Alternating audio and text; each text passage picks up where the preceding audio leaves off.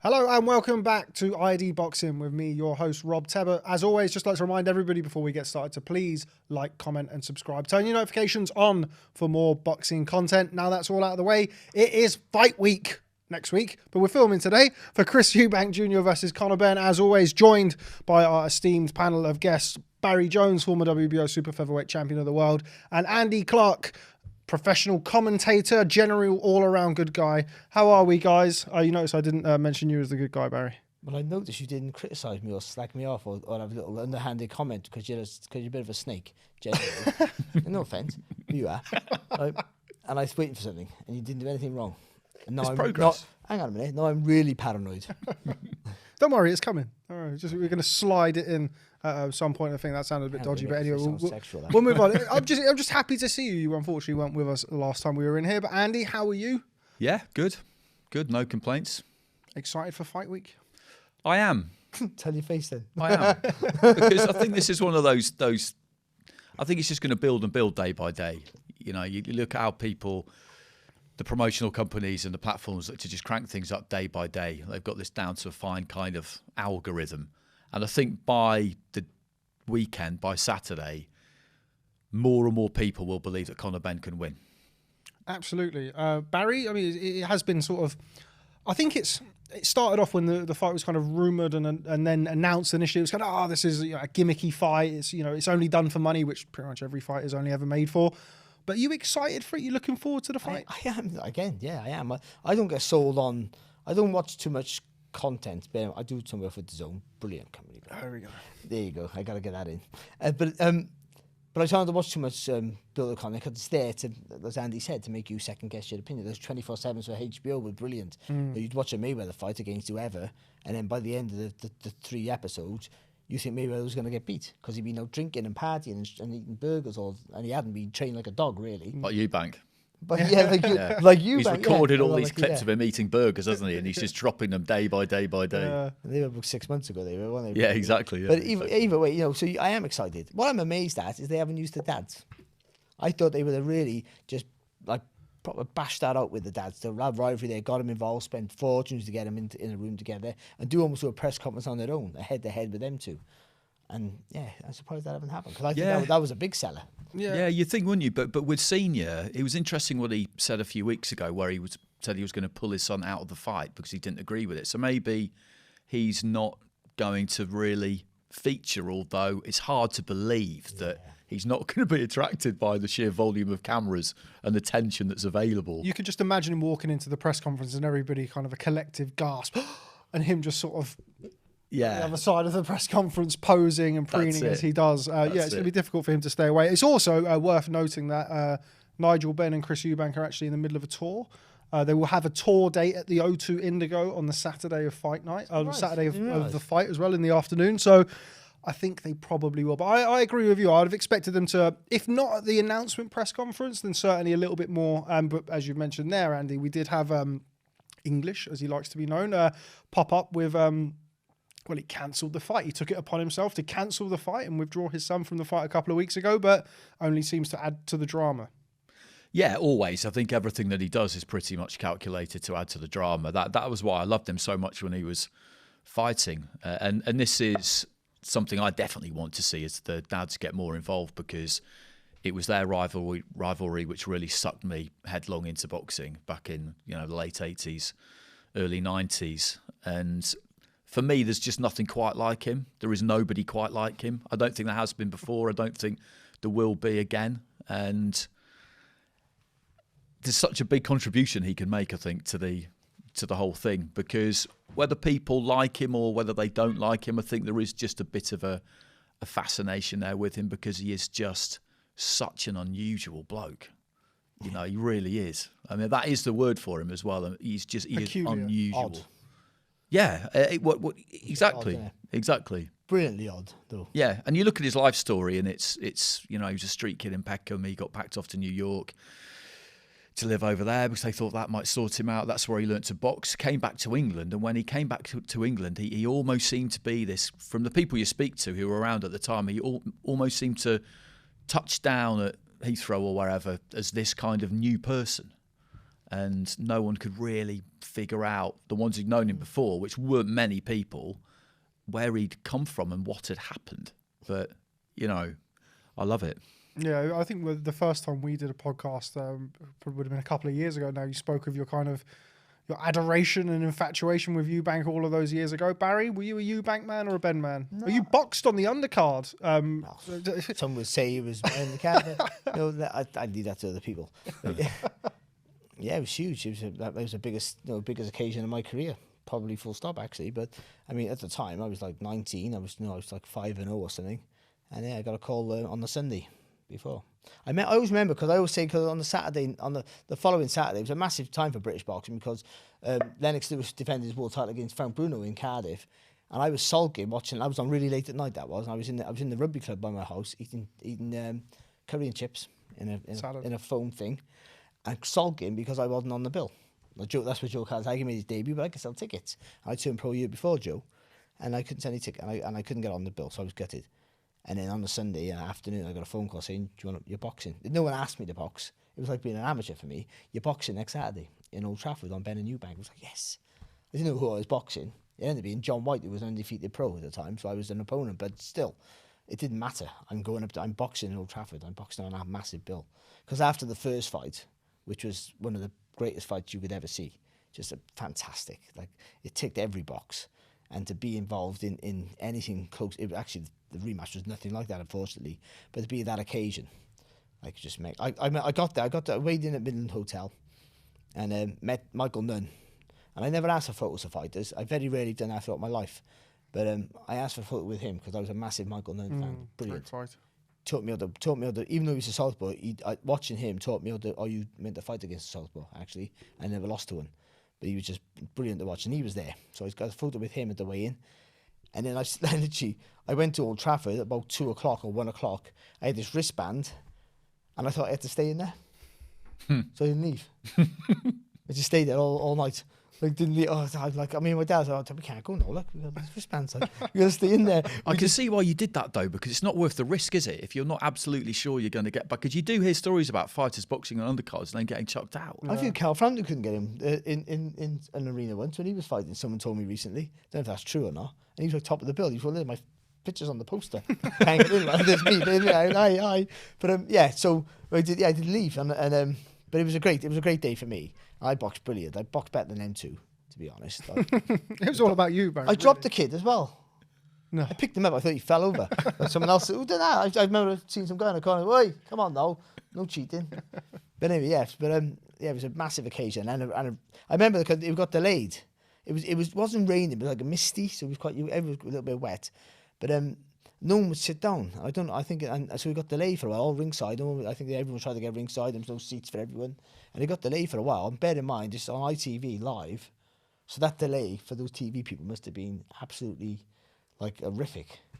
The director was John Watts. Was it? Watsy? Yeah. Wow, I worked with him a couple of weeks ago. We all know John Watts. That first fight, though, the first fight between Eubank and Benn, if anybody hasn't watched it, definitely go back and watch it, because it's this mad 1 hour. It was on a Sunday night on ITV, and it was 1 hour. They had 1 hour for it. So you imagine the pressure, because bell to bell, that fight's going to last, if it goes the difference, 47 minutes. They had a delay getting them in because they sabotaged Eubank's ring walk music. There was all sorts going on behind the scenes with the bandaging of the gloves. And so they were kind of late starting. And if it had gone the distance, I don't think they'd have fitted in.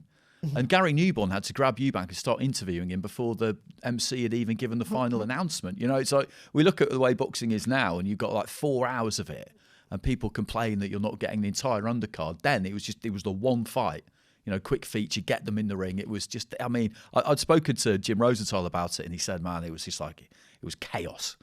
Just complete chaos, but of the best, you know, the best kind. I watched the fight on a ferry. I've told loads of people this. I boxed in Ireland the night before, and I won, by the way. Stopped the kid. Proper puncher in my amateur days. But and we were back on a ferry watching that. I've watched Benn and Eubank fights in the most peculiar places. I watched Benn get beat by Watson through the window of a chip shop, which was mad. And I was happy because I didn't like Benn or Eubank, actually. I mean, I admired them for what they were, but their personas didn't really do much for me, because I'm not like, he was too much Eubank, too much of this, and dismissive, I didn't like that. And Benn was when he turned pro, a raving lunatic.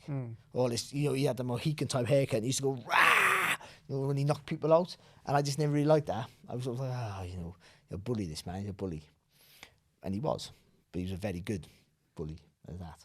But he was beatable to me, Ben. I think that was the attraction. He looked almost like he didn't have no balance. You know what I mean? His legs almost inverted in, his knees. And you thought, once he gets hit, he's going to fall over. But he's one of those. I mentioned about Derek Chisora, actually. He's one of the most reactive fighters you could find. When you hurt him, that's when you're in trouble. Yeah, that's when he's most dangerous. When the pressure's on him and he looks like he's on his way out.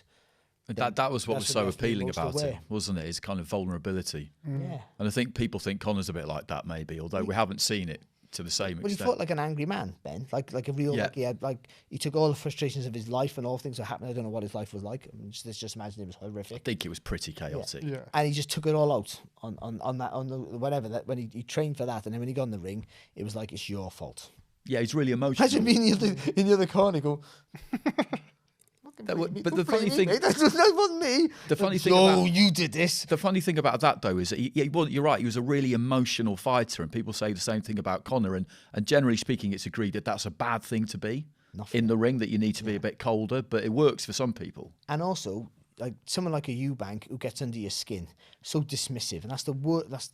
You couldn't pick more polarizing characters, really. No, that's why it works. Though. That's exactly. why it was so captivating. Obviously, you guys lived through it. I mean, you quite literally were on the undercard of the rematch and went through it. So obviously, I'm a little bit too young to remember what it had been like at the time. But even 30 years later, to be fair, that helps. 30 years later, here we are, and you can see kind of even now, like the mention of the Benn Eubank rivalry. It's difficult. I tried to speak to some of our American counterparts and trying to explain to them how big of a rivalry that was and how it still is today. Yeah, it's difficult for them to comprehend. It's really difficult. It's terrestrial TV days as well, and this is another thing that, to show our age, that younger boxing fans won't understand. There was no digital platform. There was no cable TV. There was just terrestrial TV.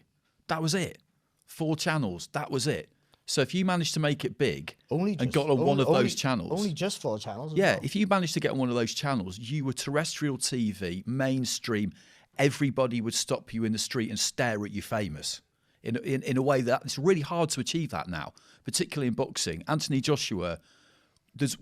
people will think I've gone mad. Younger people think I've gone mad, but Benn and Eubank were both then more famous than Anthony Joshua is now. Yes. Fact. Easy. I mean, Joshua's a superstar, but yeah.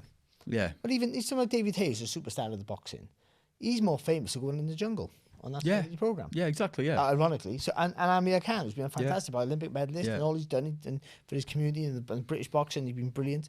He's more known for going in the jungle as well. I'm a celebrity, whatever it's called. They're more known for that in the wide outside of our little bubble of boxing mania. That's what they're known for. That's what they're more famous for. Yeah. They're the boxer. That's all they are. But Benn and Eubank were Benn and Eubank of their own right. It was just it was huge. It was a huge, and that rematch was massive. Bear in mind, I know we had 2 stadium fights within a week of each other. But they were so rare back then, like crazily rare. Like you just never had it. I can't remember one. I mean, I remember Barry McGuigan in Loftus Road. But yeah, I can't.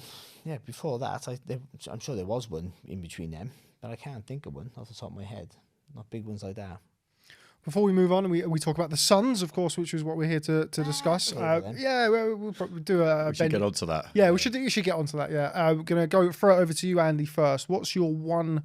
Well, it'd be for you, it would be a Chris Eubank memory. What's your one memory of him that kind of sticks to your head? When I say Chris Eubank, you think... I think Michael Watson. I think the conclusion to that fight, because he was gone, Eubank. He was done. He looked like he was. And then he turned it all around. And obviously, because of what happened to Michael, it's not really a fight that anybody looks back at with any kind of fondness. Same with Gerald McClellan for Nigel Benn. But those were 2 massive performances and huge wins when they looked like they were finished themselves. And rightly so, you don't really have the appetite to celebrate those occasions in retrospect because they were tragedies, really. But that is what I think of when I think of Eubank. Barry, same question to you. Yours going to be Eubank or Benn? Yeah, I think for me it's Benn, and it's when he got beat by Watson, and you thought, he's been exposed now. That's it. No, you're just like all bully type people. He won't be able to face it, but he did, and he regrouped and he went to America, and he built himself up. And he had a great win against Doug DeWitt. It was no one really rate Doug DeWitt, but he was a good fighter, Doug DeWitt, and he blasted him out. Then he got Iran Barkley. I know the finish was a little bit the wild fight thing. You know what I mean? And by the way, Barkley is the biggest man in the world. Yeah. Like, how he ever made middleweight or super middle or light heavy? I would go, how did he make cruiserweight? He's a massive man. But and then just to do that, to go away, and that resolve that he had, it was more that winning mentality. You can't buy that. You just can't buy it. That desire to want to be something. There's not enough. And to pick yourself up by that point, you probably earned enough money to not really have to worry about it. Yeah, I thought he was just because everyone knows Nigel loved the party, he loved the music scene and drink and other stuff, and certainly women. And what a life he had, actually. It sounds like your career, Barry. Yeah. Minus the drink, the women, and the parties and the fun. I was talking about that fight, that McClellan fight, Ben McClellan with Matt and. We had Colonel Bob Sheridan on the podcast the other day, and because he was over. He was commentating on the fight, Bob, and he did say that it was one of the most brutal fights he's ever commentated on, and he's commentated on over 10,000 fights. So that was a wild, feral night. You could it came through the TV at you, just how kind of testosterone fueled and adrenaline charged the whole place was. Yeah, I mean, those two were just involved in some just epics, really. I'd say what he doesn't get enough credit for, Eubank. So brave he is. I know he's got a good chin and all that, but it's more than that. He's a hard man. He didn't. I think he knew. He sort of spoke about it a little bit about what it's like to know you're going into a hard fight. Like you it's going to be hard. There's no way around it. You might win. We've all been in fights where we might win, might lose here. We've all been in fights where you go, this is a tough fight. But he went into a few, and more than a few fights, knowing this is hell and back. Like, no doubt about it, this is hell and back. So did Ben, but Ben sort of had that personality. Like, I want to, if I'm not in a life and death fight, what's the point? But Eubank looked at the guy who always wanted the easy touch. But he went through some wars and never shied away from anything. The warrior's code.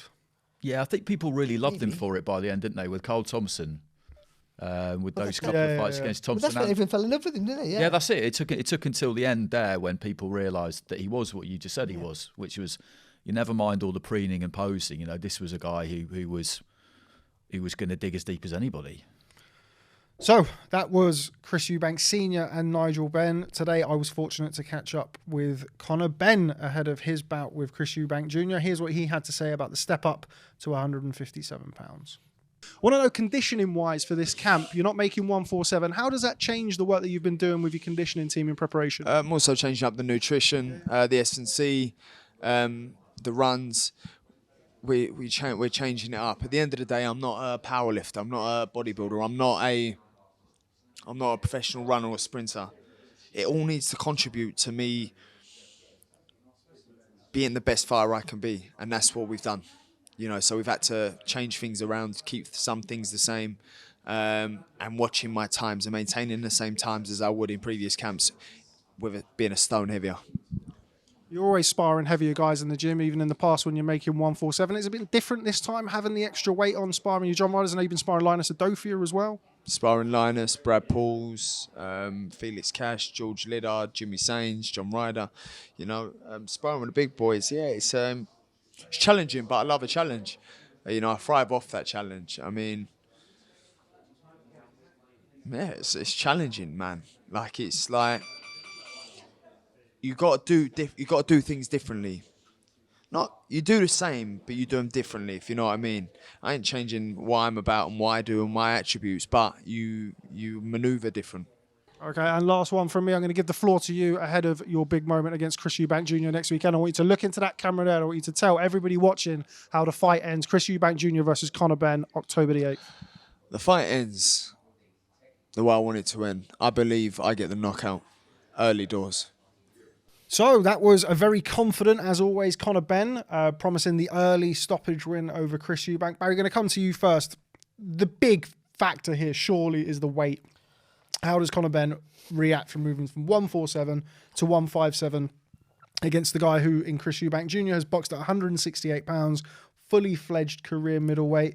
Too much of a jump? It seems it, but before there was never a super welterweight division like middleweight. There used to just be welterweight to middleweights before, so every fighter had to do that.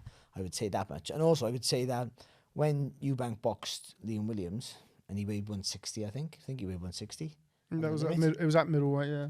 No, do you mean on the dot? On the dot, but either way, it doesn't matter. You don't have to check stats. It's okay, but it's okay, Rob. Rob, it's fine.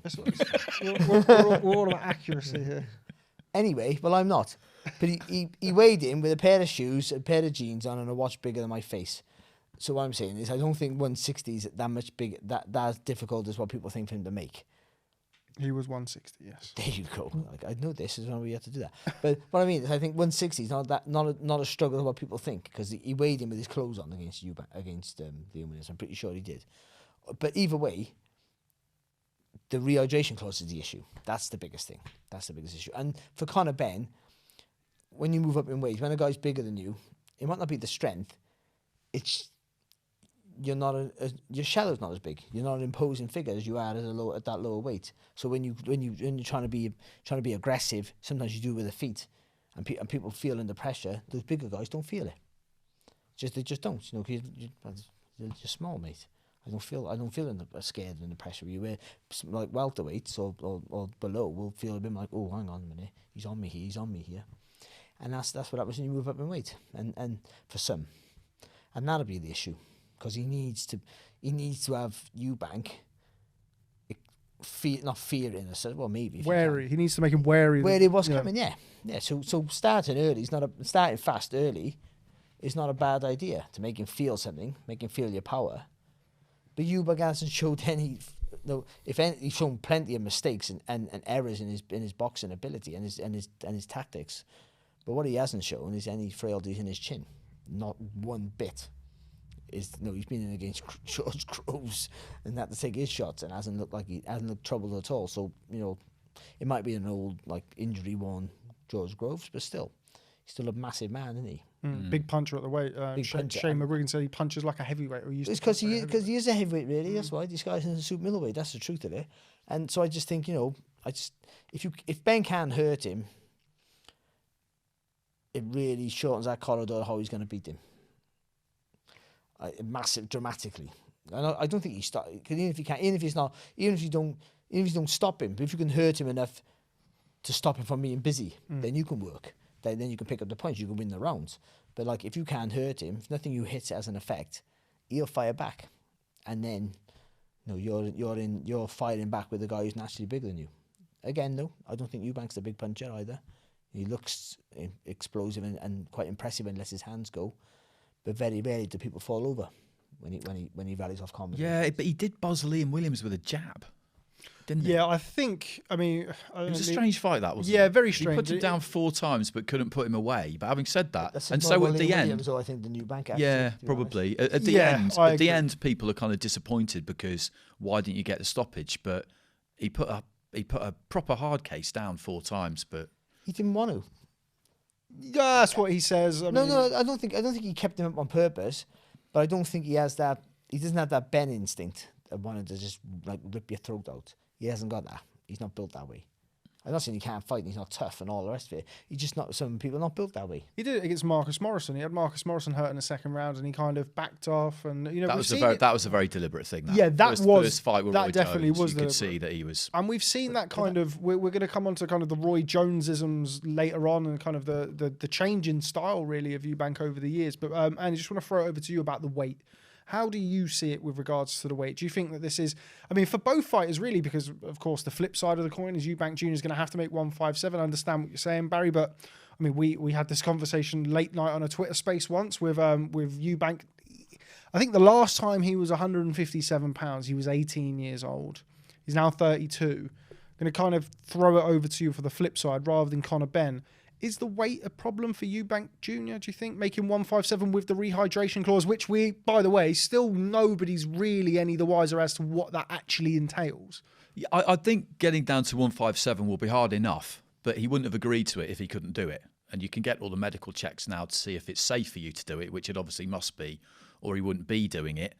It's funny watching him put out these clips of him scoffing burgers and pies and cakes and all that kind of thing. And like Barry said, it's exactly what Mayweather used to do on All Access. You know, he dragged the film crew to a fast food place at 2 o'clock in the morning that he's obviously got some kind of deal with, and everybody went crazy. But he obviously can do 157. He's very professional.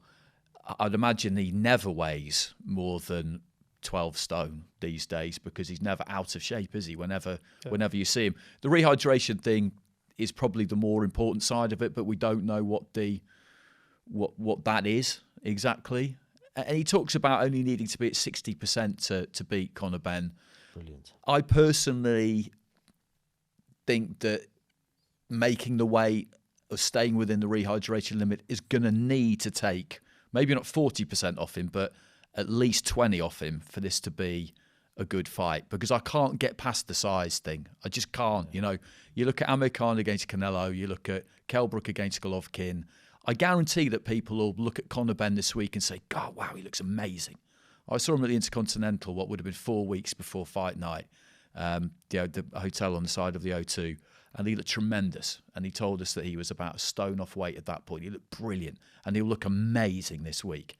And some people will kind of lose their minds and talk about how, well, maybe he was going to move up anyway, and maybe this is really, he'll be stronger at middleweight. But the reality is, you are the weight you can make. And he was making welterweight. I'm sure it wasn't easy, but I didn't hear any suggestion that he was going to move up. So he's a welterweight because he can make welterweight. Eubank's a middleweight. And that for me is just, unless doing 157 and the rehydration does leave him at 60%, I don't see how Conor Benn beats him.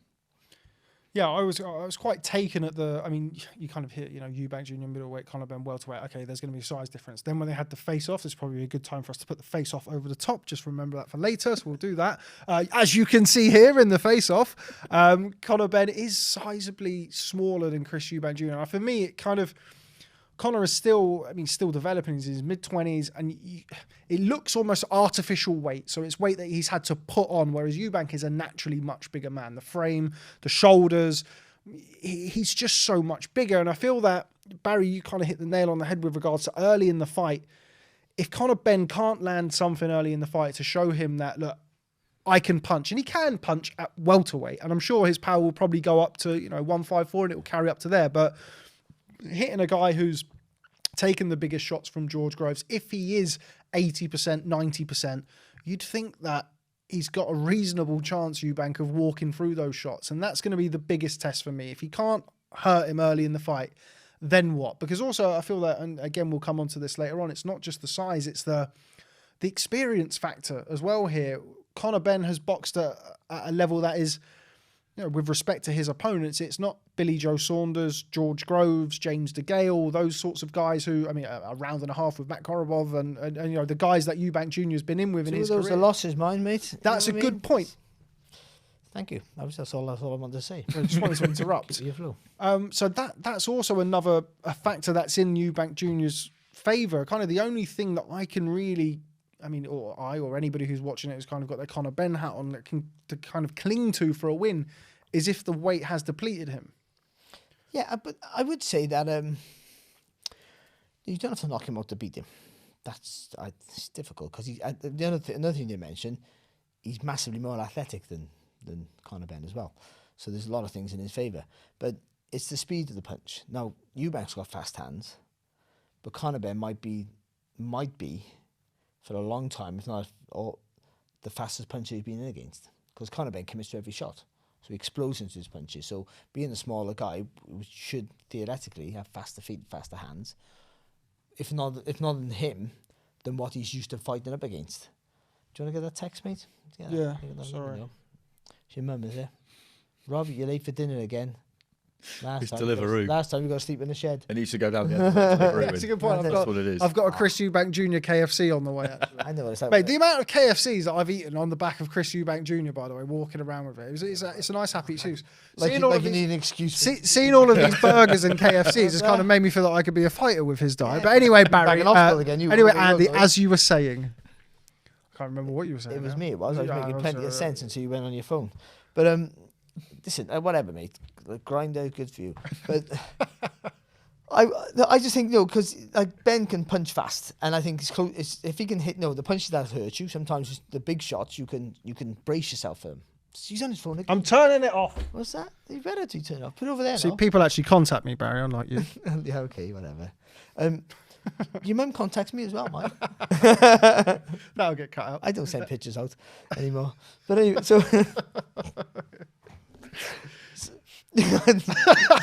this is going downhill. Yeah. I'm laughing because it's true.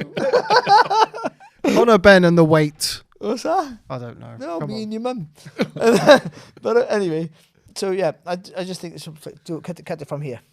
Well, I'll leave it in because I can't be bothered to edit it. Carry on. So, but he might not be up against a guy who can punch as fast as Conor for a long time, if ever. So if Conor can get close to the target and hit him from punches he doesn't see, then you don't brace yourself for them. Then you can chip away.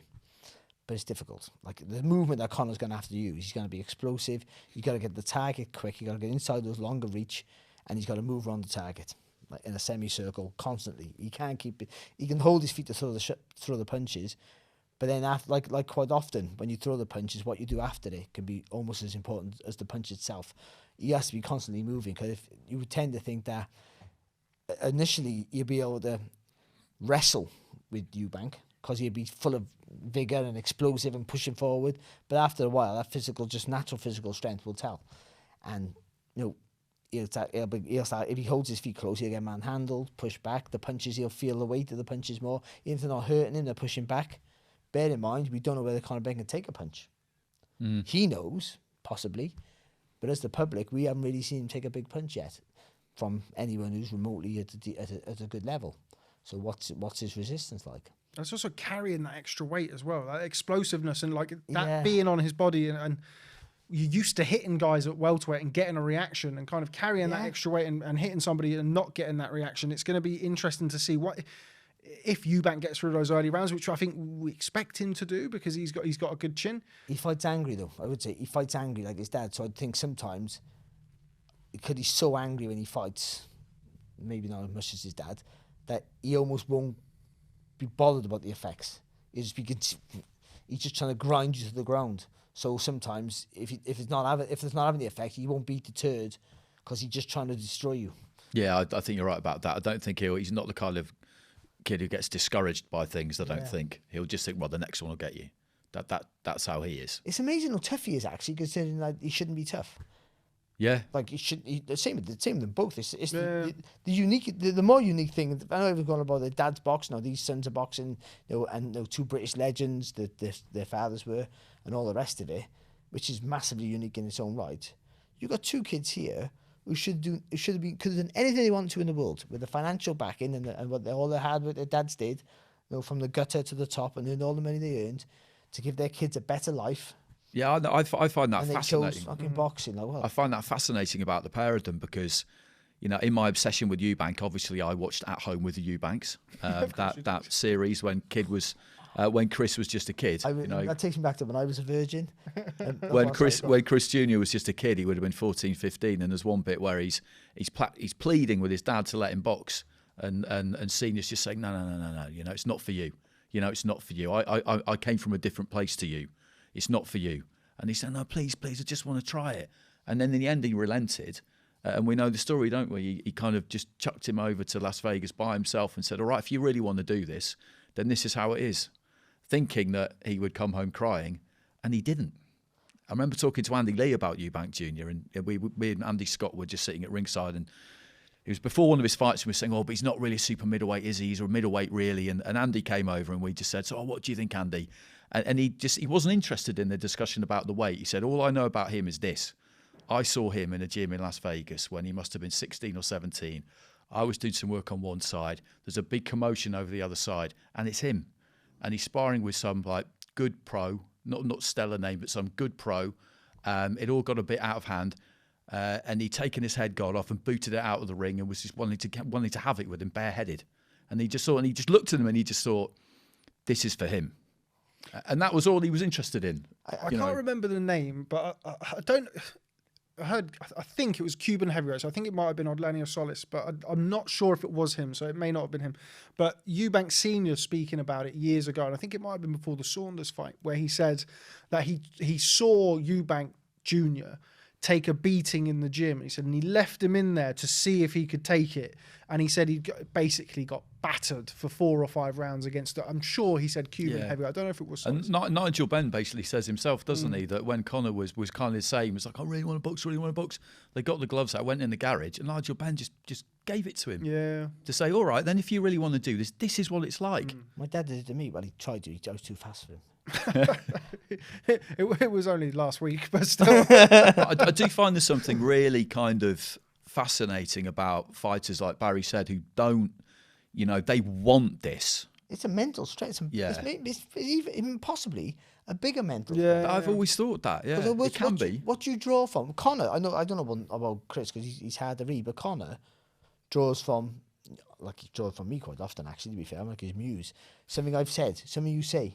And he'll pick that. He'll pick something that you said. That. I remember you said, didn't you? You said he was the most improved fighter, and he was not. I'm not the only person who said that. Right, the first one he heard to say that. I might not have been the first one who said it, but yeah, and he took that as he wasn't very good. Yeah. When I saw him, I said, well, you weren't very good. Like, and I sort of like took a step back, but no, just because I didn't want him to get aggressive, I had to chin him. but it was like, but look how good you are now, and he is good. I don't know whether he's not going to win a world title because his division is just too good, unfortunately.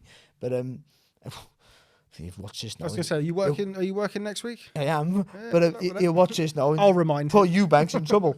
But he takes something and he makes him out, and he forms it his own, and he creates his own misery to be angry. Like his dad got his life to draw on. I got my life to draw on. I was never an angry fighter, but to get and I didn't have a hard life. But you come from, you have no money and you want to try and earn money or be successful. You don't want a mundane life, whatever it is. But those could do what they want. They do anything they want, and how they do it. And I know, like Conor said, like Chris was chucked over to America. Conor come over to Britain, and that was given like minimum wage or whatever, and had to fend for himself. Yeah, which is great, and that helps you steel yourself. But still, ultimately, you've got that safety net. There's a parachute there. Yeah. If something happens, Daddy will take you home. That's it. Which we all want to do for our kids, by the way. But so they had that, where most others don't have that. If you fail, you're done. And that's what you see loads of boxers now, ex-boxers, like my age and older, just you look at him, you go, oh, look at him, he used to watch him on Sky. And now he's homeless or living in a little flat on his own with no electric, especially nowadays. But, and it's just like, because they had nothing to fall back on. There's no safety net. There was no exactly. That failure is not an option. It was all or nothing, and that's what pushes you to greatness, like Ben, like Eubank Sr, like Ben Sr. And they haven't got that, but still they got a different strength. I think if anything, they might be stronger because they've had to create their own.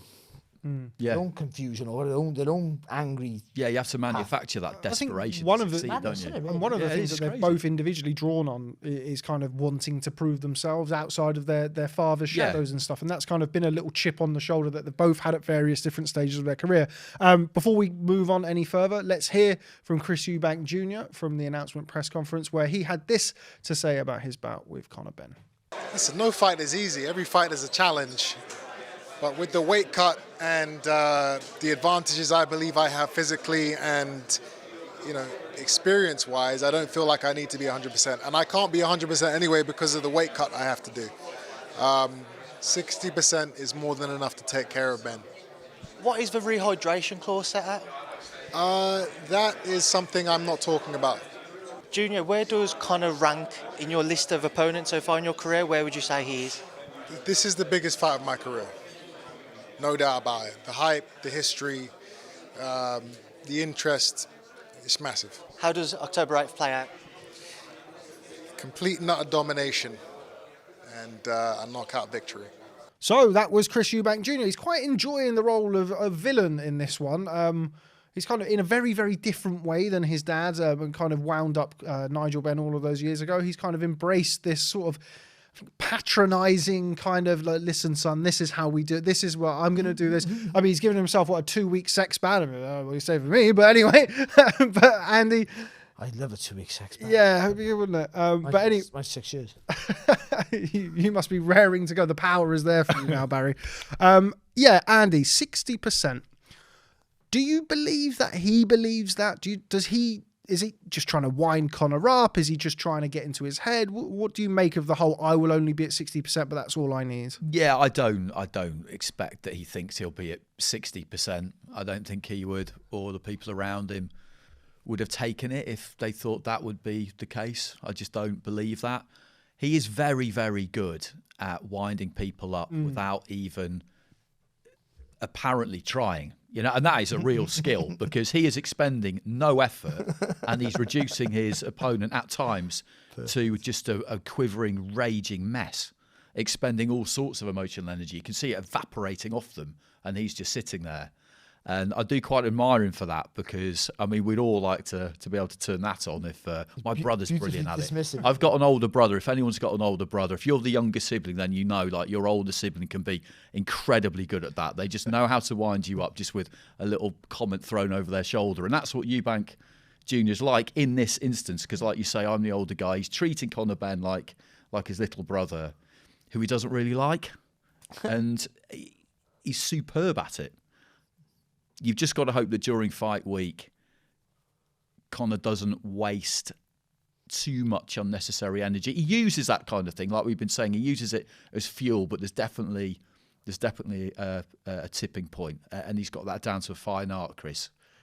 I reckon you can imagine Chris going like on his way there, being taken by hovercraft or wherever he travels, like and he's going, and he goes, "What's the matter, Chris?" Oh, I'm going to say to Conor, I need 60% to beat you. You're driving mad. Yeah. That's a good one. Use that one. And then he just goes and... Is there a danger of overconfidence, do you think? Is there because he's not, in his own words, in Tony Sims, who we'll hear from shortly, doesn't appear to be taking the threat of Conor Benn seriously. He is. Because I still feel like Conor's got nothing to lose. Like, he's going up in weight. A loss is, if anything, if you watch his dad's career, a loss doesn't affect you at all. He's still a marketable name. He's daring to be great. All that story can be sold. He's going up two weights to fight a bigger guy with more experience, more athleticism, blah blah blah blah blah. And if he wins, it's one of the best wins you've ever seen. And he'd be sold like that. And if he loses, well, I tried. I'll go back down to my weight now and I'll dominate my welterweight division. I don't think he loses. He can't lose in any way except for losing the fight. For Eubank, if he gets beat by him, the smaller guy, who people all of a sudden you beat by the smaller guy who's been so well matched. That's what people are saying. And you're this guy who wants to box Golovkin, and you can't beat little Conor Benn. You know what I mean? It's a big thing for him. He'll get ridiculed. I mean, he's already said openly that if he loses, he'll retire, and I believe him. I think if he loses to Conor Benn, I don't think we see Chris Eubank Jr. box again. Well, he won't need to financially after this anyway. Yeah, but even we've kind of said before, he didn't need to financially box anyway. But this is a different level, money, I think. Yeah, of course. And also, if he wins this, though it shouldn't be, this is a real marketing tool to get him a world title fight. But if he loses, I can't see him boxing. So all the pressure's on him, massively. But Ben won't like that because Ben needs the pressure to be as good, be the best he can be. He wants the pressure. So again, like you've already said, like being dismissive, which he's great. He's great. He is great today. Like I was at the press conference and I was thinking, this is just brilliant. Like, and you could see Ben, the steam went up his ears. He's not saying it. He's trying to act cool, but you can imagine his knuckles are white like that. He's on, twinking, but like you can just think, like it helps him. It's a unique thing, like with the two dads. It helped Nigel. He lost the first fight, and the second fight certainly. Everyone thought he won, to be honest. It makes him better. But other fighters might like crumble under the too much, getting too angry and not focused enough. I think he needs that. He needs to be an angry young man to focus. But we've mentioned it earlier on. I mean, okay, in admittedly some of them losing contests, Eubank Jr. has been on a big stage before. we still haven't seen it from Conor Benn yet. We still haven't seen whether or not it does help him going up there and having something to prove. He's never been in a fight where he's not been a significant favourite. He's a pretty sizable underdog here. I mean, I know the bookies have it somewhat closer, but if you look at things on paper, he's a sizable underdog here against a guy who's bigger, boxed at a much higher level and much more experienced. We don't know whether or not it is going to work to his favour. It did for Nigel. Obviously, they have the same genetics. They fight in a similar style. But you just don't know. And that was part of the face-off between them. It kind of, again, followed the pattern of what we've spoken about, particularly at the press conference, where you had Ben for all of his anger and all of his kind of pent-up aggression, and you had Eubank on the other side talking about, it's going to be like a walk on a nice summer's day or something like that. And you could just see it building him. But we're yet to see whether or not that's going to work in Conor Benn's favour. True, but I think what he'll do during the week is he'll create his own psychological framework around the whole thing, which will be based around, as Barry's kind of touched on, none of you think I can do this. You all think I'm silver spoon. You all think I've had it handed to me. He'll make up whatever scenario he needs to have the world against him, backs to the wall, that kind of thing. That's what he'll do. Because that's what he needs to do, because that's the space he likes to be in, and you could put yourself in it even if it's not really real, can't you? And that the fighters have been doing that, athletes have been doing that for years. Things that'll get you up in the morning. Do you know, that'll get you up in the morning. No, they say some fighters don't move out of their environment, or they go and live a Spartan life somewhere in a training camp. It's for that, because it takes away the distraction, but it takes you back for when you had nothing. Some people who had absolutely nothing, and and they talk about how can you compete against, like when I boxed that Freitas, mention me again, but I come from a council estate. Great fight. I come from a poor council estate. He lived on the floor. He slept on the floor till he was 10. What I'm drawing from to what he's drawing from are two different things. So the motivation for him to be successful supersedes mine. I can compete, but still, your life's your life, innit? And your pain's your pain. So he creates enough pain to think I got to get better than that. And now he got a kid, he can focus on that. I don't want my kids struggling with this. I don't want my kids struggling with that. I don't want to see this happen. I don't want to see what I've seen my dad do. And because he's probably seen his dad do some silly things over the years. I don't want that for my kid. I got to have a better life, better this, better that, and all focus. But the world's against me thing. That's just before he goes in the ring. Yeah, that's the one. They go, listen, everyone thinks you're gonna get battered. Everyone thinks you just all you are is Nigel's son. You go and prove him. Yeah, that's it. That's definitely where you got. That's definitely where he takes himself to, wasn't he? In the couple of hours before the fight, 100%. I think with someone like it's the same for lots of athletes. They draw on that. It's about proving people wrong, and that might not be the day to day that they think all of the time, but on the night that maybe will be where they go, because that is more powerful, I think, generally than kind of just proving yourself right. Barry, I want to go back to comments you just made there, or a couple of minutes ago, about kind of Conor Benn not having anything to lose, really. The flip side of that, you mentioned Gennady Golovkin versus Kell Brook. I think the general consensus was that we never really saw the same Kell Brook after moving up 2 weight classes against Gennady Golovkin. Yeah. Admittedly, Chris Eubank Jr. isn't Gennady Golovkin. I think there's a fair argument to say that Conor Benn's not Kell Brook. If he goes in there and takes a sustained beating, there is a chance, a very real chance, that we don't see the same Conor Benn again. Would you agree with that? I would, but I would say that Tony Sims is not Dominic Ingle, as in he'll pull him out quicker. He pulled out, what was it, 5th round? He pulled him out. Yeah, but I think he'll pull him out I think he'll pull him out too soon, if anything. Because I think they got to be, as much as he thinks Conor can win, they're training fit, of course they are. No, but as an experienced coach and a guy who's been in the business longer than I have. They're very, very close as well. That's worse. That's not a great thing. But I don't think. But expand on that. I think you have to have some. You have to be emotionally involved to an extent, but there has to be a detachment a little bit, because, that's why the fathers and son thing was always an issue. Yeah. Will you be too protective, or will you be too brave because you want it as much as he? You know how much he wants it, so you're giving that extra little piece, and you know what he can do. He wants it so much. If he can just get past this round, get past this round. Might be the last round of his career, his life. That sometimes can happen. I know Tony Sims is not like that. He's somebody who you can never imagine him kind of allowing emotion to rule his head. I think. But it'll go the other way with him. He would pull him out too. That's kind of where I was going about them. That's what I'm saying with that. I think he'll pull him out with this. Dominic Hill's a fantastic coach. I genuinely believe that. But I think he's one of those guys who, because he's been in the sport from young and he's seen all these fighters go through wars, through the 80s and stuff. Then he'll think he'll go, I know, because most of his fighters have power, so you'll go, you can win this if you catch him and keep him in a little bit He was longer. pretty desperate to stop that fight, though, wasn't he? He got up on the gate got- with yeah, Dominic he and was he was shaking. I mean, The referee if you didn't see remember, him, if the you referee remember didn't at the see him. time, He was really trying to there get was it. some I wouldn't say uproar, but some people accused him of stopping the fight too soon. I think in hindsight, I don't think he stopped the fight too soon. But in the immediate aftermath, No, he of the did a fight, great I think job. people He were did a very great job. shocked. I think there is a possibility on Saturday that could happen. That maybe their game plan is to just go for it, hell for leather for 3 or 4 rounds, and then from that point on, Tony will be on high alert, and they want to pull him out when he sees that he's knackered, rather than watch him get knocked out. And he may well get criticised for that, but he won't care. But I think that could happen, couldn't it? I think. So, and if that happens, if it goes to that, if that happens, then except for the psychological effects, physically, It'll have done him no harm, will it? yeah, there's no harm again. So that's what I meant by that. I mean, like on paper, it doesn't know he got nothing to lose because he's meant to lose. That's the bottom line of it, really. I think, because he's not going to take. They won't allow a sustained beating. The corner won't allow a sustained beating. He could get. And Eubank's not really a single punch knockout power merchant, is he? In its own way, that's worse, isn't it? Because he can take that sustained beating over the course of the fight if he is in there. But the corner won't allow that. Yeah. The corner won't allow But that. I'll tell you what can happen though. What I could see Eubank knocking him out cold, because one thing Ben will do, and this is to his credit, he will commit. Yeah, he's Yeah. like, commits He to won't. every shot. He won't go out there ring going, I could have done more. I could have. You always go, I could have done something different. But he won't go out there and going, I could have tried harder.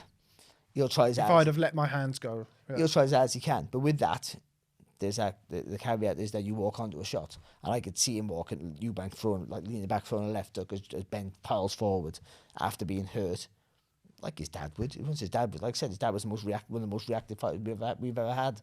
Once he was hurt, all he knew, he turned to a street kid, and all he knew was that, no, if I don't fight back, I'm dead. So he just fought back.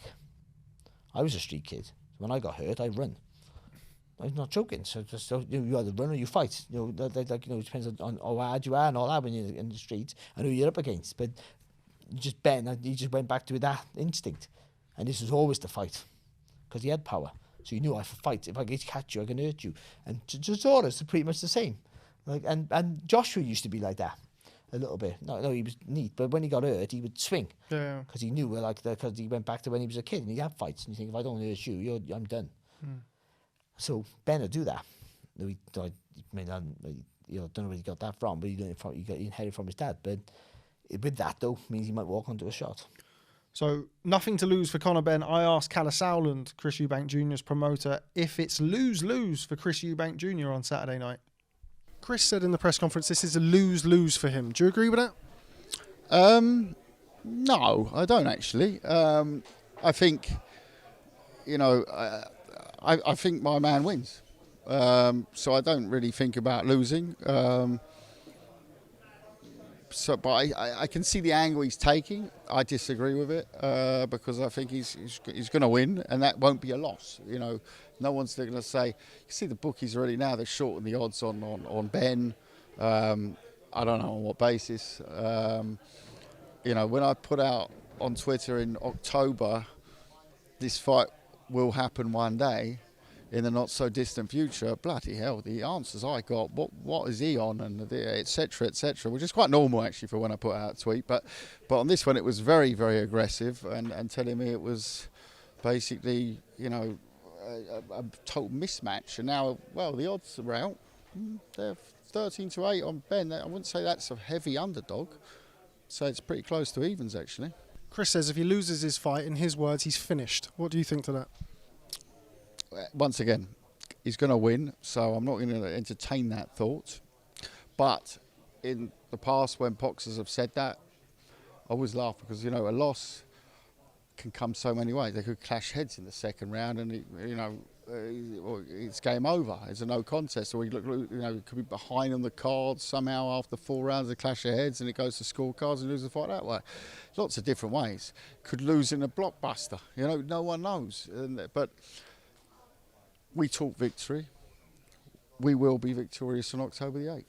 So that was Kalle Sauerland. Barry, going to come to you first because obviously you've mentioned nothing to lose for Conor Benn. On the flip side, Chris Eubank Jr. in a bit of a predicament in a sense of, if he wins, he's beaten a welterweight who was, you mentioned earlier, carefully matched. He was undersized. He was inexperienced.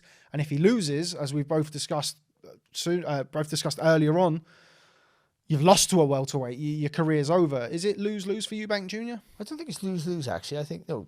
You think he wouldn't get much... He wouldn't get no credit from the public if he beats Conor Benn. They just go, well, you're supposed to. Well done, mate. If he loses, it's catastrophic, I feel. Where does he go? Because the whole brand's tarnished, and his aspirations to box for a world title then will become tarnished as well, because who wants him? Yeah, and also his pride, I would think. I think his pride would be battered. He makes out he doesn't care about anything. That's a facade. We all care. But I do think if he wins, it shouldn't, but it will be a bargaining tool to get him a world title shot, because it's a big fight and it draws lots of attention, and it will over the, not the same as it does in the UK, but it will over the pond in the States as well. So it will draw attention, and they'll see the figures that I'm sure. Bet it's on an app, a brilliant app called The Zone, right? And but they'll do fantastic on them, I'm pretty sure, and with that they'll go, oh, look at this, and then you'll get a world title shot against somebody. So I think it's a lose-win for them, actually, but it shouldn't be. It should be a lose-lose. Andy, same question to you. Yeah, I agree. I think it'll exhausted it all, didn't I? No, but it'll attract plenty of attention to win it. It definitely will, because people will be paying attention to this fight. I don't think it's really up against anything this weekend. No, not on the 8th. No, the week after. That I could think of. I mean, there's all sorts coming up in the next few weeks, but I was asked by a Kazakh newspaper about Golovkin, Eubank Jr. this week, actually. What did I think the chances were, and would Eubank go to Kazakhstan and all this kind of stuff? And they're looking at it over there, their boxing press already, and they fancy it. I don't see why Golovkin wouldn't. And Eubank's always said that he wants to fight him. And he is at this point, I think, Chris, where he's got to do something like that, or people are going to stop taking him all that seriously, because he has had the opportunities to chase world titles before and he hasn't done it. And you'd have thought the win against Williams would have been a springboard to try and achieve that ambition, and he chose to fight Conor Benn. Every now and again he'll send Jake Paul a tweet, won't he, seeing if he fancies a fight. And I do just wonder whether he would do something like that, like a cross-code fight or something that would make him a load of money. Because this is prize fighting, and he is a very shrewd guy. He has made a load of money. Yeah. I can't think of anyone outside of the heavyweight division who's made more money out of boxing without being a world champion. Can you? No. I mean, we don't have the figures to hand, but off the top of my head, I can't think of anyone who's done better than him without winning. And we can all think of countless world champions who haven't done anywhere near as well as him. Yeah, for sure. Financially. Can't think of anyone. You make a good point there. When he signed with Sky, I think the plan was for him to box Alim Khanoli or potentially box him. You can see why, if you've got that for X amount of money, and then you can box Conor Benn, a welterweight, moving up for that amount of money. But I think he probably will. I think he would fancy Golovkin, though, because Golovkin is 40 now. Particularly on the back of the Canelo performance as well. And it is a big fight because he's a massive name, obviously, and Chris is a name. And I think pretty much, I don't really see who wouldn't be interested in that. And people would say whatever they want about, Eubank's waited until he's, he's still 40, got 2 belts at middleweight. But he's still got 2 belts at middleweight. He's still the best middleweight in the world. Yeah, of course. There you go. Exactly. Until he fights Charlo, and then maybe. Or Alim Khanoli. We were talking about it on the post-fight Canelo Golovkin podcast. That would have that'd be an interesting fight, wouldn't it? Golovkin versus Alim Khanoli in Kazakhstan. Yeah, it'd be amazing. That would be something. Barry, you fancy that Eubank Jr. versus Golovkin at middleweight if he indeed does beat Conor Benn? I do, actually. I think stylistically it's a good fight. Because the speed of foot and hand that he has.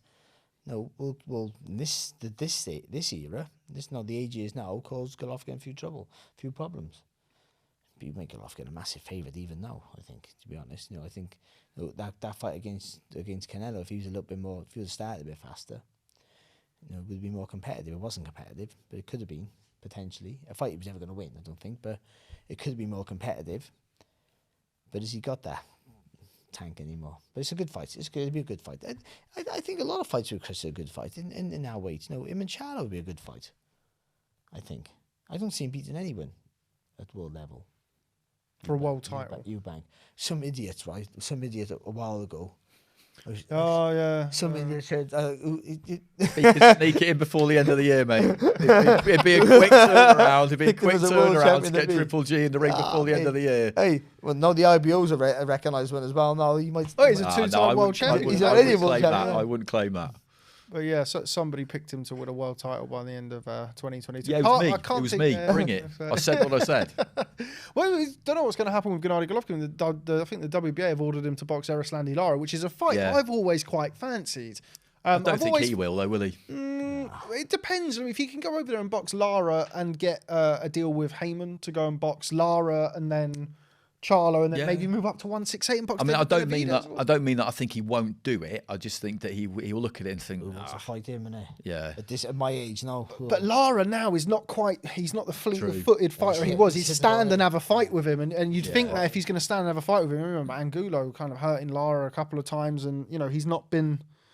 Yeah, he's not been that kind of fleet-footed dancer as we all knew him as, that southpaw slickster in recent times. He's kind of planted his feet and had a little bit more of a go in recent years. So that's a fight that I've always quite liked, although admittedly up until, even now I'd make Golovkin quite a sizable favourite in that. But I think stylistically it would have made more sense when it was kind of the come-forward puncher against the guy who moves, whereas I think now could be quite an interesting matchup for a few rounds. But anyway, this Saturday, Chris Eubank Jr. versus Conor Benn.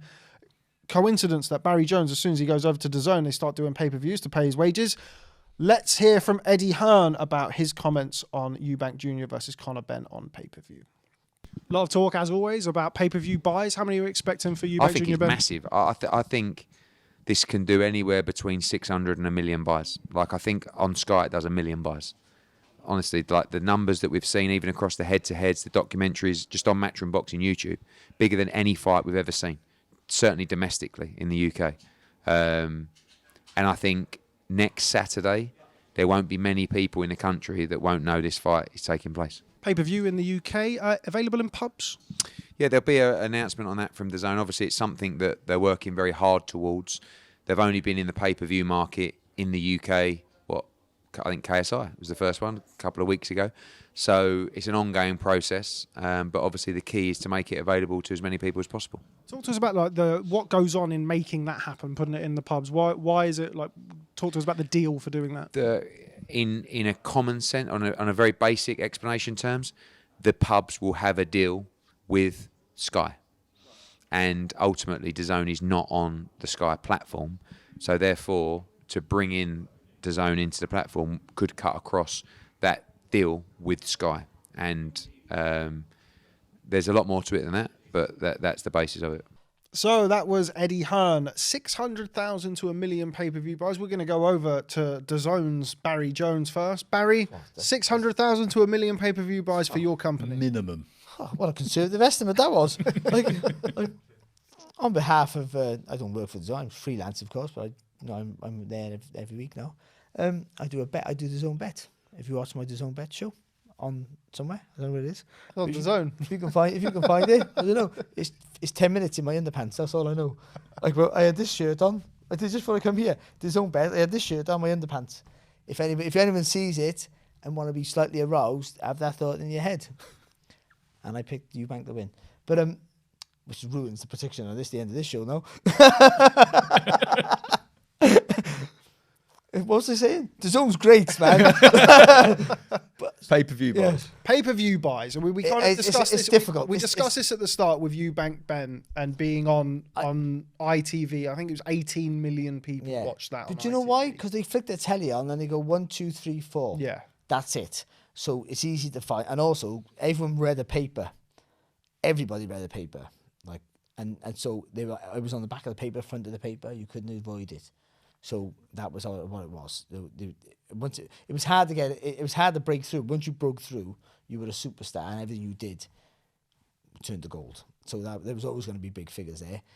Sky now is a massive machine because they have Sky Sports News, which is 24/7 in your face. So even though you don't realise you're watching it, it's almost like subliminal messages. lots usually they have it on the side, don't they? It's just on the side there. Yeah. Buy Eubank-Benn. I go to my dad. Continuous cross promotion with Premier League. I go to my dad's now. He didn't even watch the telly. The telly's on. He didn't watch it. Telly's on. Sky Sports News is always on. Always on. So you hear it without even listening to it, and then you go, "Oh, I'm looking forward to that fight Saturday. What fight?" And he's like, "What fight? Is there a fight on Saturday?" He's almost talking to himself. Weird, my dad. And which explains me a little bit. But but what I'm saying is like that's it. But with the zone, you got to go and find it, so it makes it a bit more difficult. So I think if it does 600,000 buys, well done. That's fantastic. If it does 1 million buys, well, it got to be in a pub. Got to get it in pubs or something. I don't know how they promote it for that. I don't know nothing about promote. I'm sure they do fantastic. It's well worth. How much is it? That's another good point, actually. I'm not sure how much. I think it's $16.95. That's a bargain. Yeah. Tyson Fury versus Dillian White, which wasn't a competitive fight, was 20 quid on that bastard BT. we're gonna throw this one over to BT Sports. Andy Clark. Andy, 600,000 to 1 million buys. It sounds. I mean, Eddie's never going to say, 100 to 250,000. He's a promoter. It's his job to ham it up, of course. But lovely bloke. Yeah, that seems like lofty ambitions, but achievable. No, I don't think so personally. I know just going off numbers I know from pay-per-views we did at Sky when I was working there, and Eddie was always amazing at predicting almost to the kind of 10,000 what it would do. Really, really good at it. And I honestly, and this isn't me being some kind of DAZN hater because I'm not one. I've got it. I watch it. Everybody works on it. It's one, a friend, and you want it to do well. You want everybody to. No, listen, Barry. You never mind. You want. We're boxing fans, isn't it? Yeah, you want it to do well. You as want many the sport people to do well. covering boxing, the better. Yeah. But personally, I think if they were to do half that between 300 and 500, I think that would be a result. I'd be impressed. I'd be really impressed if they did that for all of the reasons that Barry just stated. It's difficult to get the word out. I mean, I've got friends now who bought Box Nation for David Haye against Derek Chisora, never watched it again, and have still got it now. Yeah. So these big fights, they can get you a lot of subscribers. Can I say to your friend, firstly, thank you, and fuck you. When you watch it, I did some brilliant work. Some of my best work was on Box Nation. He was still paying your sub. He was still contributing towards your hefty retain. So am I, by the way. Me too. Yeah. Barry's gone full DAZN shield. He's done 3 shows for them. Gun for hire. Eddie was always amazingly good at predicting what a fight would do but I think it's just so much more difficult away from that Sky platform for him to make any kind of firm predictions. I think he's being optimistic. I think maybe they could do the low end of that projection would be my guess, and it is just a guess because I'm not. Well, and also it's still so early on in the whole kind of DAZN, DAZN pay-per-view experiment. Yeah. So to speak. 600,000 is something else. Yeah, that'd be amazing. One of the things you said there, Andy, I think is interesting to touch upon. I actually put out a tweet about this a while ago when the fight was announced, and I had people go, "Oh no, it didn't really happen," but it did happen. My stepdad, who's not like a boxing fan at all, he's kind of a casual sports fan. When the fight was announced, it was, Chris Eubank and Nigel Benn's sons are fighting, aren't they? Oh, what's that? What's this DAZN? And that's half the battle because you mentioned like people. It's not out there. It's not advertised on Sky. It's not advertised during the halftime of the Champions League games on BT. Half of the battle is people going, I want to watch that. How do I find it? It's on DAZN. Of course, the other half of the battle is them actually downloading DAZN and paying for it. Can I just say, when Box Nation did we had a conference call, and I think it was legally binding not to tell anyone this, but when Box Nation had Canelo Golovkin, the first fight, and it was it was Fury versus Vladimir Klitschko, the second fight, and that was going to be on pay-per-view, and Sky and BT got it on Box Nation, if I get my words out, Box Nation somehow, I think there was a court case maybe with Sky, but they got the access to the red button, because not even having it accessible on Sky Sports pay-per-view. So it was. I remember there was loads. You had to word it a certain way, so Sky didn't want to be associated with it, but you could use their red button. But having that red button was what they thought in Box Nation was paramount to it being a success. Like you could just subscribe to Box Nation, and it was a channel, by the way. You could join, but I think having that just press the button, not even have to go looking for it, just press one button. That's how lazy people are. Well, if you go do more than press one fucking button, they don't want it. And we've seen so that's what makes it difficult for. We've seen with the last 2 BT pay-per-views, Fury White and then Joyce Parker, that a major move has been that you could buy that via the Sky platform, and you would see Sky basically advertise it. Yeah. Because obviously they're going to make money off it, but maybe more than it was BT. obviously advantageous for BT to do that. Yeah, which of course is not the case for DAZN. I mean, but Eddie said, that they've got a big documentary coming out the day before the fight on the BBC. Again, they're doing, by the time this goes out, they've already done it. They're going on Good Morning Britain tomorrow. There's not too many DAZN fights that I can think of, like Wood Conlon. They didn't go on Good Morning Britain, and as good a fight as that was, and we all knew about that. This is a fight that does touch a different side of the audience than your conventional DAZN shows that we've seen so far. So I feel and have felt that this is. Like, while some people, kind of have dismissed it as not a freak show, but kind of a gimmicky fight, and they wouldn't be boxing if their dads didn't box, which is true. It is the type of event that DAZN really need, something that's going to reach out to people who aren't the hardcore boxing fan. Let's face it, if you've got DAZN in this country, you're a boxing fan. There's nobody who's accidentally stumbling upon DAZN, realistically. Heavyweights are just exactly the same thing. Heavyweights, like, you need a heavyweight, don't you, to push any real channel. You always need a big heavyweight. The BT have invested in boxing purely because of Tyson Fury. Because the layman who don't give a shit about boxing will watch 2 massive fellas, or however good they are. Once you have a big guy, everyone's interested. Everyone's interested. The whole world, the press, the media, my nan, everyone wants to watch boxing then when it's 2 big massive guys. Everyone wants to see the heavyweight champion of the world. So, but that's a gimmick in its own right.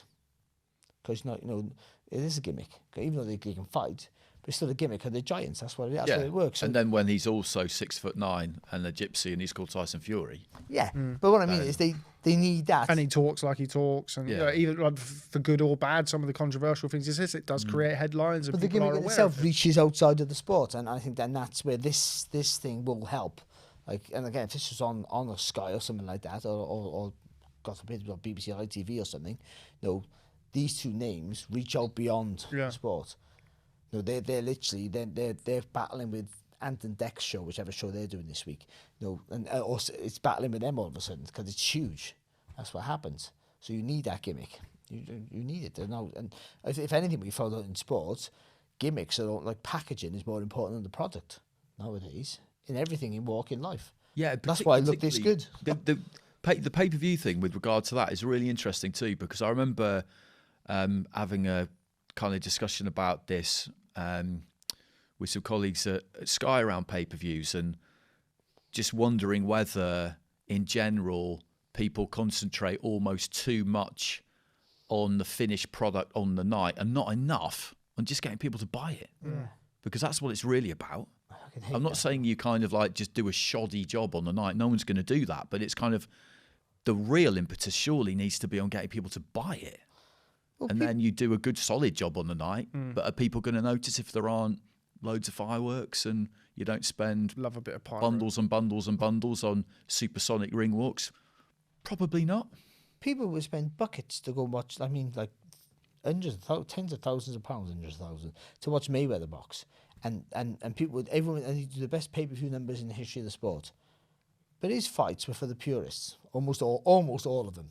Yeah. Past super featherweight division. I mean, that's the most mind-boggling thing about him, isn't it? Pretty much all of his wealth. Again, the packaging. He sold his life. Yeah. And the chaos around him. He sold that to people. But I got to watch him. He's a lunatic. They think something's going to happen because he's mad. And he's the whole money side of the gimmick as well. That's one thing that. And the undefeated you want to see him get. You either intrigue, love him, or hate him. You either want to be him or you want someone to batter him. Whatever the one it is, you tune in to watch him. Like, we would watch him because he was just brilliant. But like people, boxing fans don't pay wages for boxers. They need more than us. There's not enough of us. They need everyone else, don't they? They need all the others. They need the mothers and like that. That's why you get like a good-looking boxer and you literally batter that. Look at Ryan Garcia. Now he's a good-looking kid. He got this YouTube stuff, and they'll do everything they can to protect him. Because he's a marketable commodity. Whether he can fight or not is almost irrelevant. I mean, Mayweather McGregor was the most successful gimmick of all time, wasn't it? Yeah. Like, that was never a competitive fight Rematch in a coming million soon. years. An all-time great versus a novice, like, you know what I mean? Well, Mayweather's just an absolute genius, isn't he? Because he saw the McGregor fight on. But McGregor, he boxes an amateur.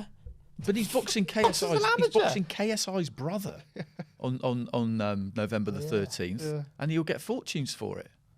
You gonna work that one, Barry? I'm out there, actually. Are you out there? I don't know yet. I don't know. Be an interesting one. There's a lot going on that weekend. Is that what? Okay. Right, I'm out. I'm in Dubai. I think we're kind of winding down. So let's talk about, like, we kind of round things off with fight night predictions. I know you've already given yours in your pants on DAZN bet. But Andy, going to come to you. You should watch it. Find it. I don't know where. I don't want necessarily your final predictions now, but how does the fight play out? How can you, because we've seen, particularly from Chris Eubank Jr., we've seen these kind of sort of metamorphosized throughout his career as, you know, he was Mayweather at one point behind the shoulder, and then he was, 69 uppercut combinations, and now he's kind of Roy Jones, and he's kind of a bit of this and a bit of that. When the first bell goes, how does the fight itself play out? What can you see happening in the ring on the night? I think what will happen is that Conor Benn will go for Eubank early, and Eubank will revert to type. And when I say revert to type, he will stand his ground and he will fight. And it will be good to watch. It won't last all that long, and Eubank will win. Barry?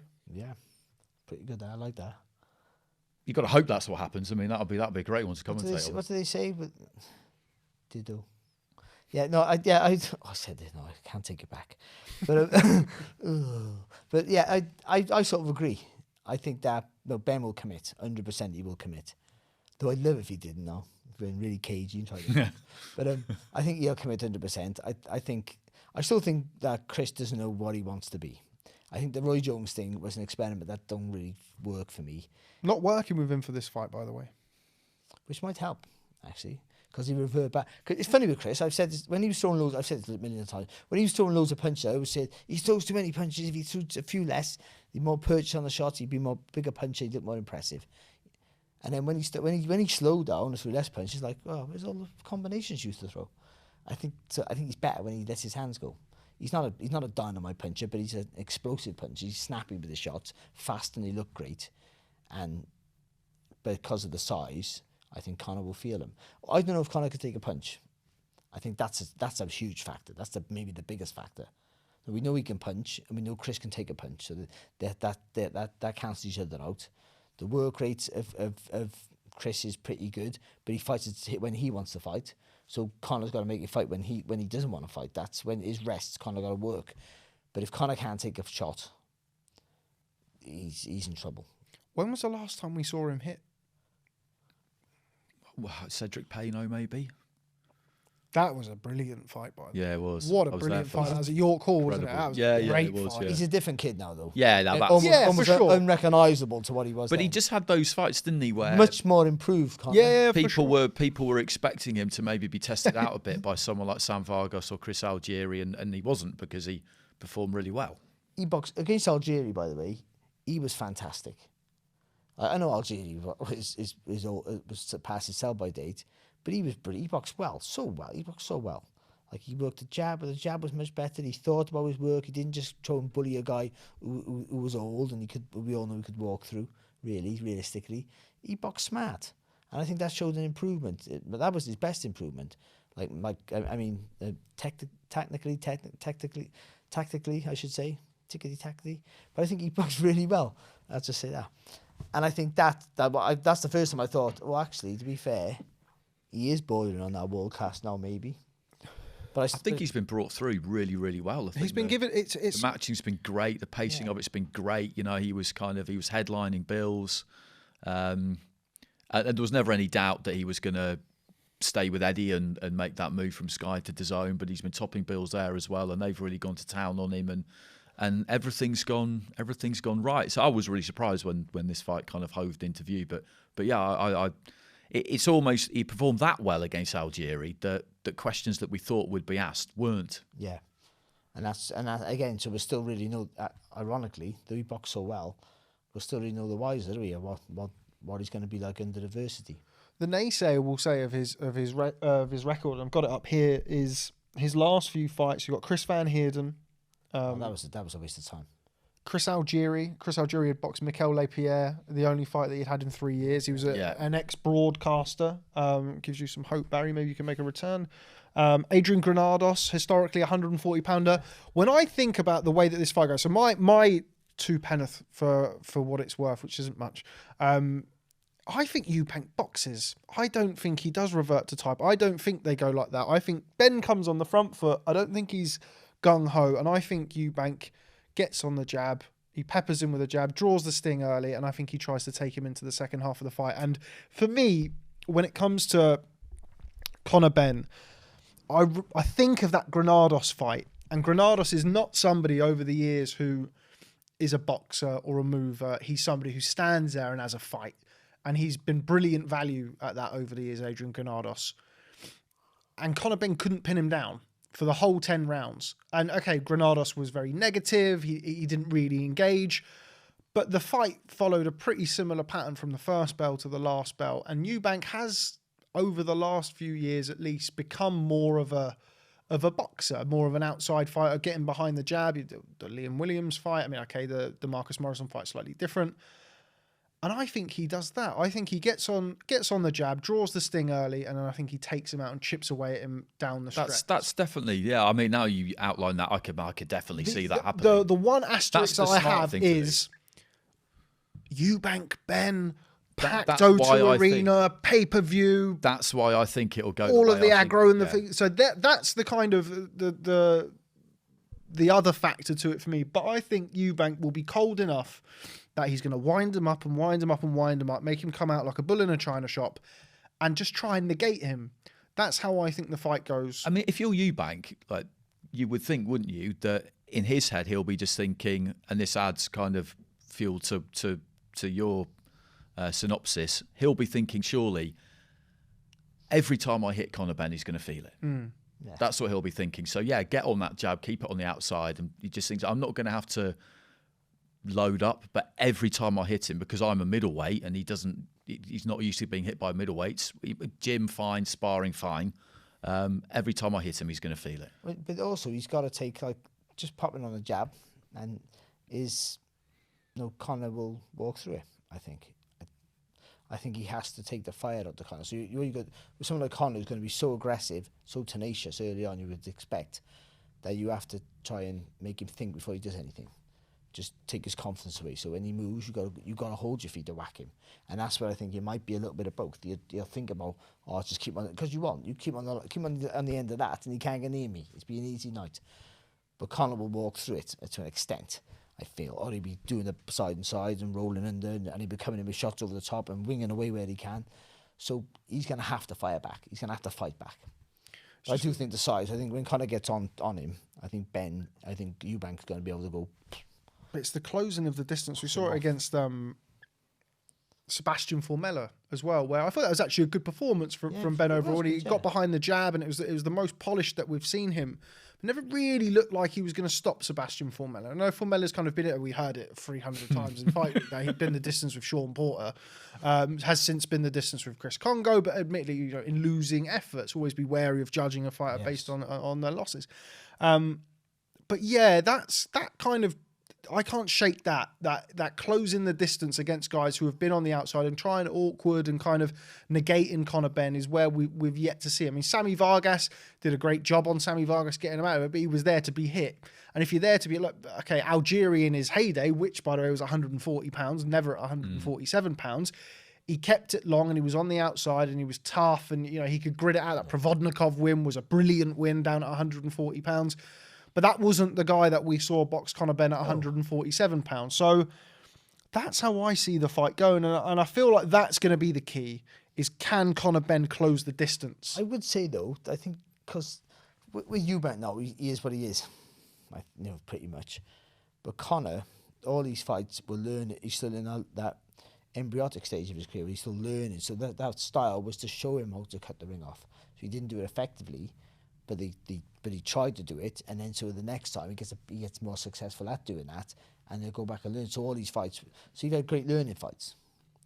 But the problem is they're saying that he's world championship level when he's having those learning fights. That's the problem we've had.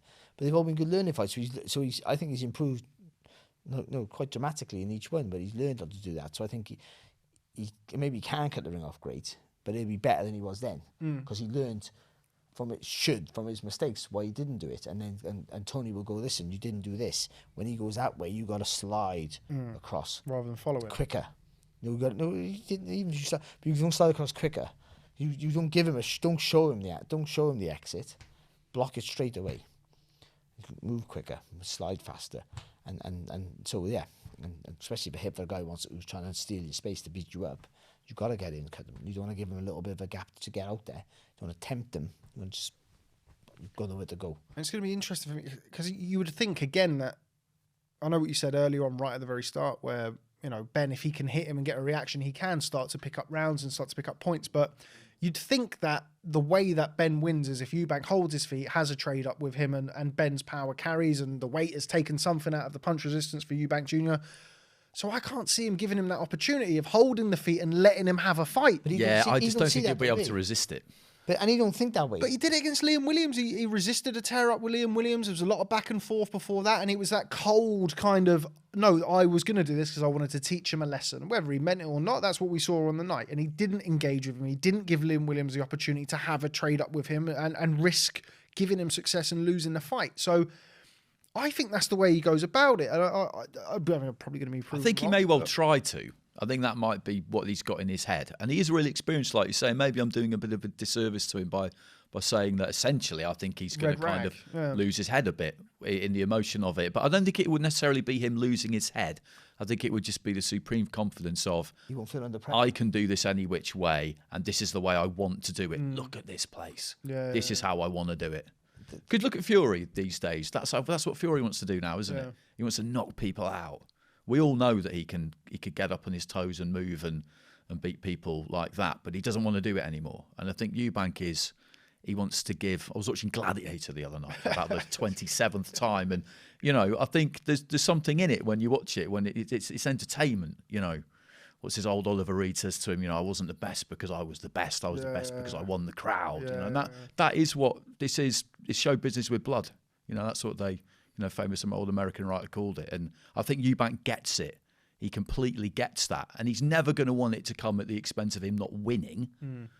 But I think he does want to give people what they want to see. Of course, the flip side of that is if he takes a shot early in the rounds and thinks, I can take these all day. That's what I think. Yeah. I think he fires back because he don't feel intimidated. He don't feel there's no threat for him. If that happens, then Ben's in real trouble. Really. Ben can't make him feel a bit of panic when he attacks. And he just thinks, this is okay. Yeah. Then quickest route from A to B to win is just all right. I can walk through this. That's why I think that the real fast feet, the movement on the target, and wasting loads of energy. By the way, is going to cost him. But he has to gamble that. You almost said the P word, Barry. You've go on. Wait. He's not at that level yet. But I can say that. Bam. Right. Okay. It is now final prediction time. Andy, I'm going to go to you first. How does it end? I think Eubank wins by stoppage because I just think the size difference is just going to be too much. I can't see Conor Benn doing anything other than giving a thoroughly game performance. And I really hope that he walks away from the fight having lost nothing, like Barry said, and he can just go back down to welter and continue about his business. But if you're going to pick Conor Benn in this fight, for me, you've slightly lost your mind. It doesn't mean that it can't happen, but any kind of rational analysis, and I'm a painfully, as I've said on this podcast before, rational, logical man. To the point Eubank won a world title, so we all have our moments, Barry. That's a good example of me kind of breaking my own rules. But if you're going to be rational and logical about it, you have to pick Eubank. There isn't that tangible evidence. No, you have to pick Eubank. Barry. Boxing's a great sport, though. Sometimes, all the rules and the path. Yeah. That's why we love it. Sometimes people. That's why all of us are so excited by this fight. There are all of the intangibles that are stacked in one favour. I picked Eubank to beat. I thought Eubank would beat George Groves. What was I thinking? What was I thinking, really, when you look at that? Well, Given what one had done up until that point and what the other one had done. You would have known that George was like walking around on crutches. Yeah, but even so, after the event, damaged goods. After the event, it was the one I looked back on and just thought, again, like I've broken my own rules there. What was that? It's because I just kind of I bought into it. I thought, yeah, you know, Eubank, I think Eubank's going to win. But I agree with Andy. I think, you know, everything favours Chris Eubank Jr. More than anything, his chin. That's enough. His chin has just stood up to bigger punches, theoretically, than Conor Benn. All Conor going to fight is that maybe he has been with the guy who can punch as fast with weight. So if you can find the angle and explode into shots where he doesn't see him, but apart from that, I just can't see how he penetrates him. If he can make him hurt, you can hurt him enough to make him panic or drop him or stop him. I can't see how he beats him. Even with the energy, I think even with work rate, because Eubank does throw a lot of punches. It's just a big step for Conor Benn. Too much. We're almost talking like we want Conor Benn to win. Then we're also making excuses for him. I don't know why. I know why. I want to work on DAZN's next show after it. But like, you don't want him to beat you up in fight week. You got Katie Taylor at the end of the month. But I think I want what I want from the fight. I want Conor Benn to land something in that first round. That once we see that, I think he will. Yeah, you would think so. You'd certainly think early in the fight he's going to have some sort of success. That's going to be the interesting moment. I think if Ben can land something and get a reaction, then we've really got a fight. Yeah. Then we've really got a fight. And then that's going to be... If Eubank does a Joe Joyce and just gobbles it up and keeps coming forward, then Conor's in all sorts of trouble.